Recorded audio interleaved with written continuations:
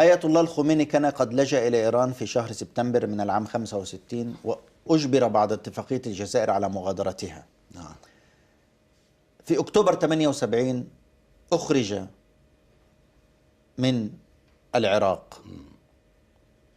أنت كنت وقتها وزير دولة لشؤون خارجية؟ أيوة، ووكيل وزير الخارجية وزير خارجية بالإنابة. كيف بلغتوا الخميني بالخبر؟ أنا ما بلغته طبعا، هاي مو مهمتي. التبليغ يجي من طريق المخابرات أو الأجهزة الأمنية، يعني مو مهمتي هذا. لكنه فيما يتعلق فيها، كانت ليلة الخميس على جمعة أتذكر، واتصلوا بي من موظف المراسم الخفر في وزارة الخارجية. نعم. بلغني طلب سفير إيران في بغداد بطلب عاجل لمقابلتي في تلك الليلة. فالحقيقة كان عندي ضيوف أني، وقلت لهم قولوا له بكرة الصبح، يعني الصباح رباح.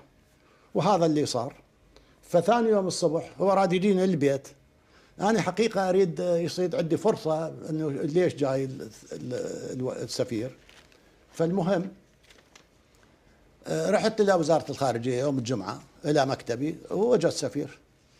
فبلغني الرسالة التالية الموجهة من شاه إيران إلى صدام وليس إلى البكر، وكان البكر لا يزال موجود رئيس، بس الشاه يعرف أين مركز القوة الحقيقي. مضمون الرسالة أنه نرجوكم طلعوا آية الله الخميني. ما كانش طلع إلى الآن؟ كان طالع.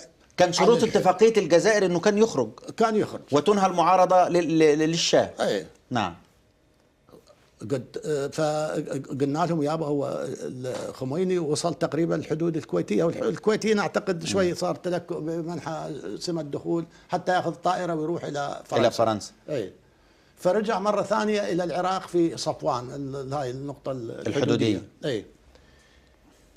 يعني بعد ساعات يطلب السفير أيضا مقابلتي بشكل عاجل، ويجي السفير الإيراني.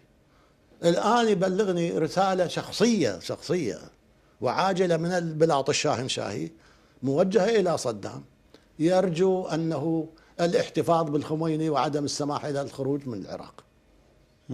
فجاوبني صدام بالنص والله عندما بلغته الرسالة الثانية، قال لي قل له للسفير خلي يبلغ الشاه يقول له صدام مو موظف عندك ياخذ أوامر من يتلقى الأوامر من عندك، خلص خميني طلع وخلص. طبعا بعد 4 شهور فقط عاد الخميني إلى إيران وقاد الثورة هناك.